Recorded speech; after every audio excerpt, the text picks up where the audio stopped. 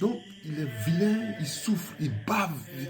Il dit, mais moi je pensais que le démon était vilain parce que c'était parce qu'il était mauvais qu'il était vilain.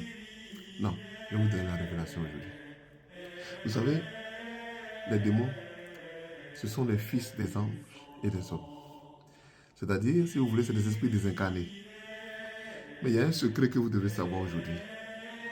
C'est que un esprit, par exemple dans notre corps, quand nous, on ne se sent pas bien, quand nous, on est malade, quand notre esprit a une maladie, on peut se restaurer, dans le corps, on peut se restaurer. Ce que les catholiques appellent les âmes du purgatoire, qui ont besoin de la prière des gens sur la terre, dans le monde spirituel, quand tu n'as plus de corps, c'est très difficile pour toi de se débarrasser de l'état de ton âme. Les démons sont coupés de la source qu'on appelle Dieu. Quand ils prennent une blessure, ils ne guérissent pas, ils ne guérissent jamais complètement. Donc quand vous le voyez vilain, c'est parce qu'ils sont passés par tellement de blessures, tellement de choses, qu'ils ne peuvent plus être réparés. Donc à chaque fois, ça s'accumule, ça s'accumule. Ça dit plus un démon a duré, plus il devient vilain. Quand tu le blesses, quand il prend des coups, parce que tu ne peux pas le tuer, mais quand tu prends des coups, quand il prend des coups, voilà, il ne guérit jamais complètement. Je ne sais pas ce que vous en pensez, ce que vous savez, mais voilà pourquoi ils doivent avoir peur de vous.